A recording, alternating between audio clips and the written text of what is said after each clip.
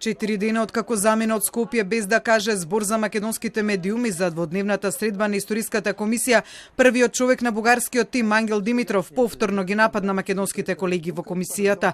Овој пат критиката му беше дека на средбата во Скопје ништо не се случило, односно дека како што рече, таму нема подготвено за никаква промена. Но Димитров не застана на тоа. Отиде чекор подалеку и работата на македонскиот дел од комисијата го стави во контекст на актуелните политички случувања во земјава, како што беше минато неделното барање за референдум од опозицијата за договорот со Бугарија. Тази атмосфера беше фона на който се осъществиха и нашите разговори.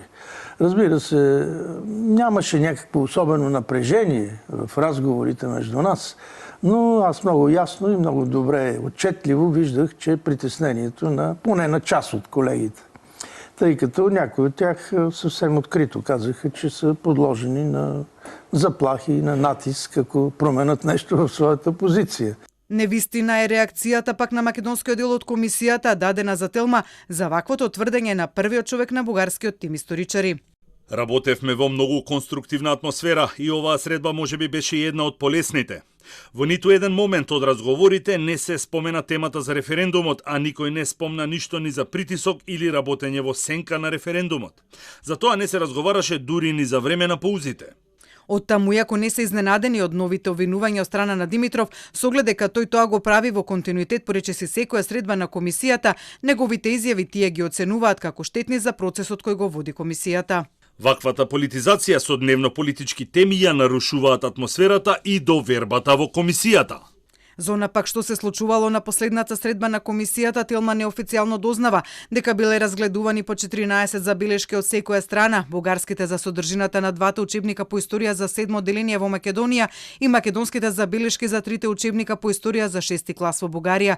Дел од овие забелешки, како што дознаваме, биле поминати, но додека не се завршат сите и не се усогласат препораките, тие нема да бидат обелоденети.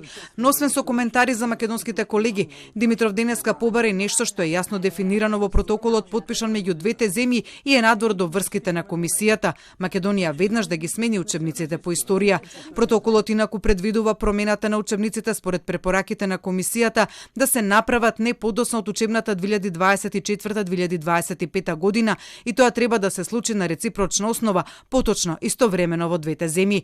За преземената уврска од македонската влада да подготви и достави прелиминарен урнек од лекцијата за 7 одделение на темата Самуилова држава, од Министерството за образование за Телма информираат дека немаат досега такво барање од владата и поради тоа таков процес не е започнат.